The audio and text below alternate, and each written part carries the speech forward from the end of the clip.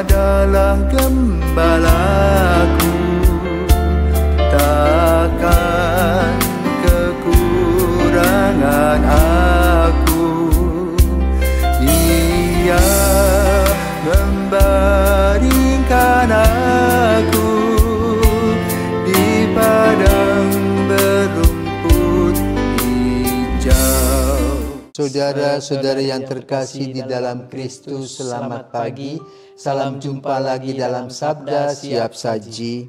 Jumat 27 Oktober 2023. Hari biasa pekan ke-29. Marilah berdoa dalam nama Bapa dan Putra dan Roh Kudus. Amin. Allah Bapa yang berbelas kasih, Engkau mengutus Yesus Kristus Putramu menjadi sumber kekuatan kami. Semoga melalui Putramu kami Kau bebaskan dari segala kejahatan dan dosa yang menjauhkan kami dari belas kasih-Mu. Sebab Dialah Tuhan pengantara kami yang bersama dengan Dikau dalam persatuan Roh Kudus, hidup dan berkuasa Allah sepanjang segala masa. Amin. Tuhan bersamamu Dan bersama rohmu. Inilah Injil Yesus Kristus menurut Lukas. Dimuliakanlah Tuhan. Lukas bab 12 ayat 54 sampai dengan 59. Pada suatu ketika Yesus bersabda kepada orang banyak, "Apabila kalian melihat awan naik di sebelah barat, segera kalian berkata akan datang hujan." Dan hal itu memang terjadi. Dan apabila kalian melihat angin selatan bertiup, maka kalian berkata hari akan panas terik. Dan hal itu memang terjadi. Hai orang-orang munafik, kalian tahu menilai gelagat bumi dan langit, tetapi mengapa tidak dapat menilai zaman ini? Dan mengapa engkau tidak memutuskan sendiri apa yang benar? Jika engkau dengan lawanmu pergi menghadap penguasa, berusahalah berdamai dengan dia selama di tengah jalan. Jangan sampai ia menyeret engkau kepada hakim dan hakim menyerahkan engkau kepada pembantunya dan pembantu itu melemparkan engkau ke dalam penjara.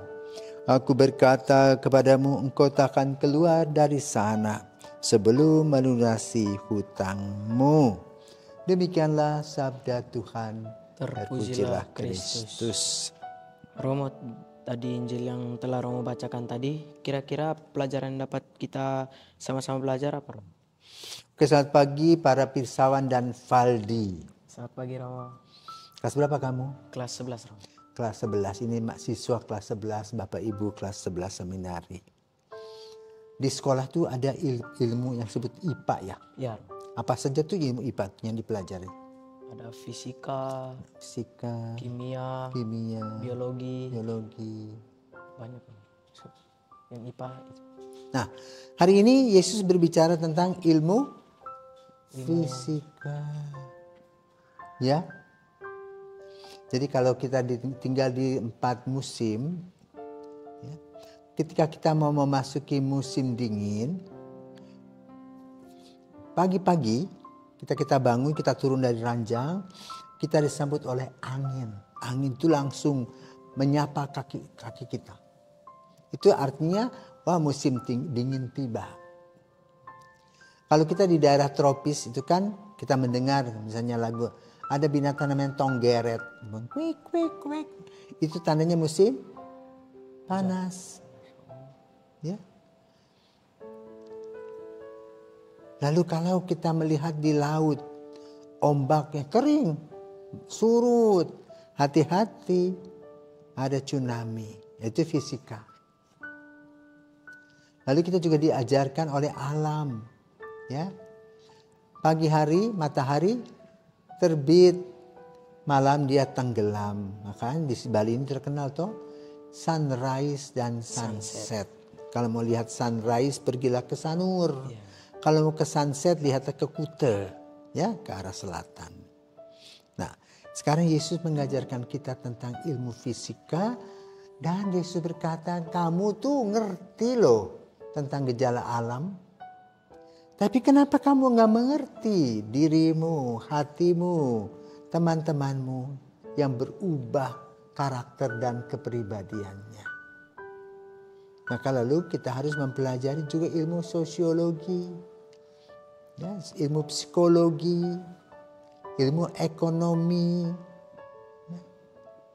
Sehingga secara sosiologis kita bisa berkomunikasi dengan orang. Kita bisa membedakan orang. Ya. Kalau seorang guru di kelas, dia cepat menangkap tipikal anak itu. Dan dalam kehidupan kita juga harus melihat dan memperhatikan dalam pertemanan. Karena itu kalau kita mempunyai teman, kita mesti belajari juga. Ada yang disebut dengan teman, ada yang disebut dengan sahabat. Apa bedanya teman dan sahabat? Kalau teman Tromas atau saya hanya sekedar, misalnya kita datang cuman ya ajak main aja. Tapi kalau sahabat sebagai teman curhat juga bisa. Teman curhat. Ya, pada saat kesulitan datang, teman lari. Tetapi sahabat justru datang. Nah, disitulah Yesus ingin membuka hati kita, pikiran kita. Agar kita bukan hanya melihat gejala alam, tetapi juga melihat gejala kemanusiaan. Ya, bahwa kita manusia ini adalah makhluk yang paling tinggi di antara semua makhluk yang diciptakan Tuhan, yang disebut dengan citra Allah. Maka kitalah yang beri nama semua bunga, ya, nama alam, ada gunung, ada lautan. Apa kita yang beri nama? Ya. Bahkan kita juga dipanggil dengan nama-nama kita secara pribadi. Karena itu kita juga harus mengolah, ya, menggali hidup rohani kita. Karena hidup rohani ini berkaitan dengan kekudusan Allah. Maka kita juga mendapatkan sedikit kekudusan itu yang perlu kita kembangkan dan pertahankan. Juga kita diberikan akal budi yang sehat, maka kita juga harus menggunakannya dengan baik demi kesejahteraan, ya, kehidupan kita bersama dalam keadilan sosial bagi semua orang. Nah, caranya apa? Ketahanan diri. Maka untuk diri kita bertahan, satu, secara fisik kita harus sehat. Ya, makan 4 sehat 5 sempurna. Secara rohani kita mesti olah rohani. Dan para seminaris itu luar biasa diberikan kesempatan walaupun kadang-kadang ogah-ogahan. Ya. Tiap hari mendengarkan bacaan rohani, merenungkan, menuliskan. Ya. Kadang-kadang kita masas bodoh saja. Padahalnya justru di situ dari kecil kita dilatih untuk merefleksi. Nanti lihat ya, kalau kamu punya buku bacaan itu, bacaan rohani itu sudah disimpan, 5 tahun mendatang itu kamu buka kembali, kamu akan kagum dengan apa yang sudah kamu buat. Ya?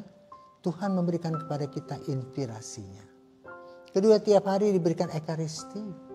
Coba di Irian sana di Papua. Orang misa setahun sekali, setengah mati. Di sini kamu tinggal dengar beng teng teng teng teng, tapi malas.